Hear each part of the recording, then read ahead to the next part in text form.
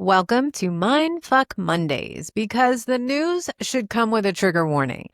I'm Christy Chanel, and this week's headlines are full of chaos, clapbacks, and Christian nationalism dressed up as policy. We're breaking down the coast-to-coast protests, a new economic gut punch, and why the White House just called gender ideology a form of child abuse. Yep, that's the kind of Monday we're having. So grab your coffee, tea, or tequila, no judgment here, and let's dive into it. I'm Christy Chanel, and this is Sassy Politics.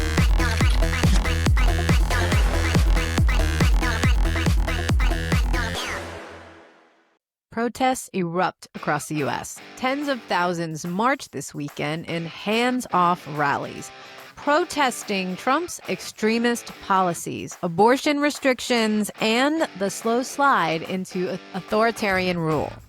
Biggest surprise? Baby boomers came out in force. They dusted off their protest signs and pretended like it was 1969. Power to the people. With reading glasses, I should know.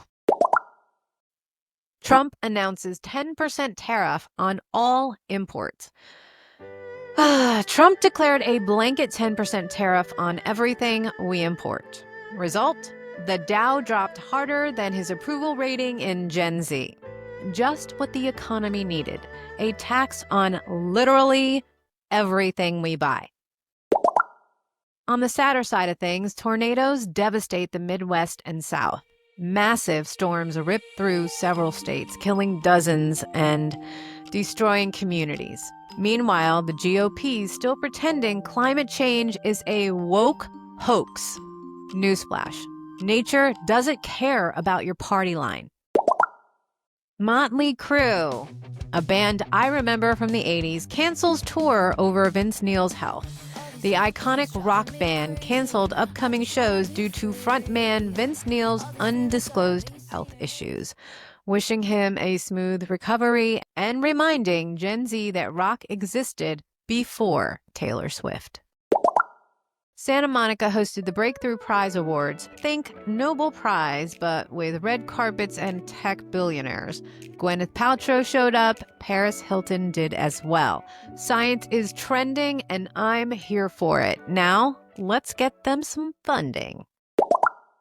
I'm an Apple girl, but Samsung just delayed Galaxy S25 Edge. Samsung postponed the launch of its flagship phone due to tech issues and internal drama. Somewhere, an Apple exec is laughing while drinking overpriced espresso. White House proclamation: gender ideology equals child abuse. Let's talk about the actual horror show. On April 3rd, Trump's White House issued a proclamation for National Child Abuse Prevention Month and used it to declare one of the most prevalent forms of child abuse facing our country today is the sinister threat of gender ideology. And those are quotes. Oh, but it gets worse. Here's another one.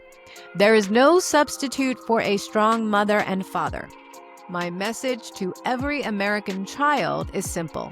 You are perfect exactly the way God made you. That's whitehouse.gov. This is how our authoritarian messaging sneaks under the radar, wrapped in faith, framed as protection, and aimed at erasing trans existence. Major medical organizations like AMA and the AAP have already clapped back, calling gender-affirming care medically necessary and often life-saving. But Trump's administration is trying to turn basic human rights into religious crimes. This isn't just cruel, it's calculated. And it's terrifying for LGBTQ kids who are just trying to survive in a world that keeps trying to legislate them out of existence.